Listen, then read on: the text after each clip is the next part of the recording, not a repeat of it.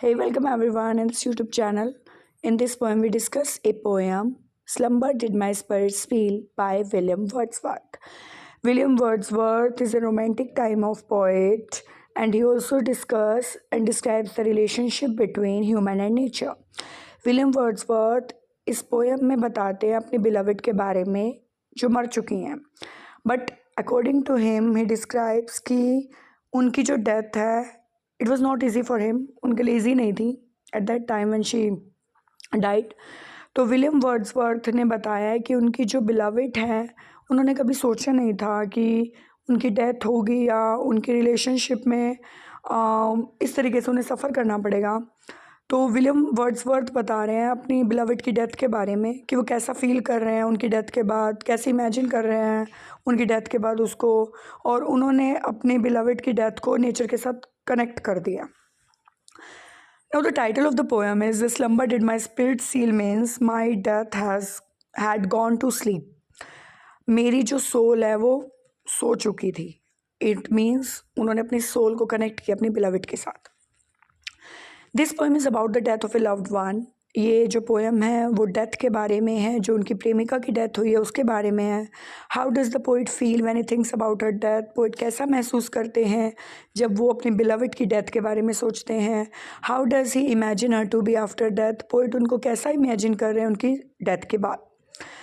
A slumber did my spirit seal, the first line of the poem, based on the title of the poem, same as you can see कि poem का जो title है slumber did my spirit seal, उसी से ही first line से poem start हुई है. और दिस पोएम ऑल्सो भी written in only in one stanza. तो इसकी राइम स्कीम आप इसी के बेस पर कंसीडर करेंगे.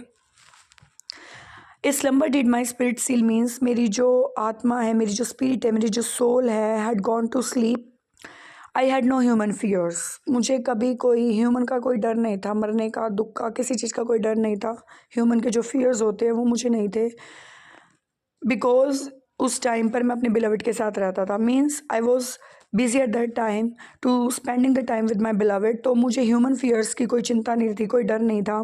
She seemed a thing that could not feel the touch of earthly years. जब मेरी बिलवड मेरे साथ थी, जो भी टाइम, जो भी ईयर्स अपने अर्थ पर गुजारे, मुझे नहीं पता था कि मेरी बिलवड की जो डेथ है वो इतनी नज़दीक आ जाएगी कि इन फ्यूचर वो मर जाएगी और वो अर्थ के साथ टोटली कनेक्ट हो जाएगी, अर्थ के टच में आ जाएगी.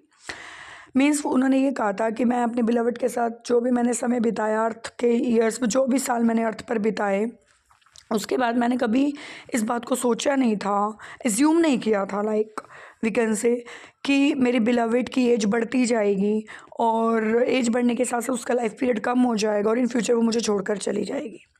No motion has she now, no force. अब वो मर चुकी है तो उसके अंदर कोई मोशन नहीं है, कोई मूवमेंट नहीं है, कोई ताकत नहीं है, उसके अंदर कोई स्ट्रेंथ नहीं बची है. She neither hears nor sees. ना वो सुन सकती है ना वो देख सकती है, because she is dead now. वो मर चुकी है, इसलिए ये सब चीज़ें वो नहीं कर सकती. सुनना, देखना, मूवमेंट करना, फोर्स, ताकत होना, ये सब उन पर्सन्स की करेक्टरिस्टिक्स होते हैं जो जीवित होते हैं. But my beloved is no more right now. Rolled round in earth diurnal course. मरने के बाद दफना दिया जाता है, बरिड कर दिया जाता है लोगों को अर्थ में. तो जब उन्हें अर्थ में दफना दिया जाता है तो उनकी जो बॉडी होती है वो डिकम्पोज होने लग जाती है, जिसकी वजह से सोइल जब एब्जॉर्ब करती है उसके बाद वो जो बॉडी है उनकी, जब वो डिकम्पोज होती है तो वो यूज़ करती है, तो ट्रीज़ को हेल्प करती है ग्रोन अप करने में. रॉक्स में मिल जाती है, स्टोन्स में मिल जाती है. तो जो अर्थ के अंदर उनकी बॉडी जब जाती है तो अर्थ के जो सोइल होती है वो एज ए न्यूट्रिशन आप कह सकते हो, या फिर एब्जॉर्ब करती है जो भी करेक्टरिस्टिक्स है, जो भी न्यूट्रिशंस या मिनरल्स होते हैं. तो फिर जब बॉडी डिकम्पोज हो जाती है तो वो हेल्प करती है, सोइल में मिक्स हो जाती है और वो हेल्प करती है ट्रीज़ को ग्रोन अप करने में, जो भी न्यूट्रिशंस वो ट्रीज़ को देती है. रॉक्स और स्टोन्स में भी मिल जाती है. तो अर्थ के अंदर वो डियूरनल, एक तरीके से आप कह सकते हो डेली रूटीन में जो अर्थ की एक्टिविटी होती है डेली रोटेशन में ऑन इट्स एक्सेस, तो वो जो डेली रूटीन में काम करती है, मीन्स उनकी जो बिलवड है वो मरने के बाद भी अर्थ में डेली रूटीन में काम कर रही है, रोल राउंड कर रही है, साथ साथ रॉक स्टोन्स में मिलकर ट्रीज़ को भी ग्रोन अप करने में मदद कर रही है. मीन्स विलियम वर्ड्सवर्थ ने ये चीज़ क्लियर की है कि मेरी बिलवड मर चुकी है दुनिया के लिए, सबके लिए, बट मेरे लिए अभी भी वो मेरी स्पिरिट में, मेरी सोल में जिंदा, मेरी आत्मा में जिंदा. मरने के बाद भी वो नेचर में अपना कॉन्ट्रीब्यूशन दे रही है. तो in this poem you also come to know कि उन्होंने एक तरीके से ये बताया है, लाइक इन सेंस आप मॉर्टल और इमॉर्टल के बारे में जानते हो, नश्वर और नश्वर चीज़ के बारे में, कि जो टाइम है उसका अफेक्ट नहीं पड़ता उस चीज़ पर जो इमॉर्टल है, जो मर चुकी है। मरने के बाद उस चीज़ पर फिजिकल एक्टिविटीज़ का, वर्ल्ड का, टाइम का कोई प्रभाव नहीं पड़ता।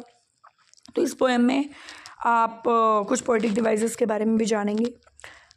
This poem is also be having only one stanza. आपको पता है इस पोएम में एक स्टांजा, तो आप उसी बेस पर राइम स्कीम को कंसीडर कर सकते हैं। सबसे पहले हम अलिट्रेशन के बारे में जानते हैं। अलिट्रेशन मीन्स अनुप्रास अलंकार आप कहते हैं, जिसमें आप टू वर्ड्स अगर आपको लाइन में आसपास दिखते हैं, ऑल्सो भी starting from the one same sound और अल्फ़ाबेट। तो आपको पता है, जैसे अब आपने देखा स्लम्बर स्पिरिट, फर्स्ट लाइन में अगर आप देख रहे हैं स्लम्बर स्पिरिट मीन्स एस और एस से स्टार्ट हो रहा है, स्लम्बर स्पिरिट सील। तो आपको पता है कि यहाँ पर अलिट्रेशन है, मीन्स पोएटिक डिवाइस है, अनुप्रास अलंकार। आपको इसी स्टांजा में फिर से एक वर्ड मिलेगा, rolled round, start from R R. After that you also come to know about the rhyme scheme के बारे में भी आपको पता होगा। राइम स्कीम आप जानेंगे, लास्ट आप वर्ड देखते हैं लाइन में, सील, फील, ए आप सेम को ए साउंड दे दीजिए। फियर्स, ईयर्स, सेम साउंड है B B. Force, course, C and last is sees, trees, D and D. Clear? So in this poem you also know the meaning of diurnal also, based on the earth's daily rotation on its axis.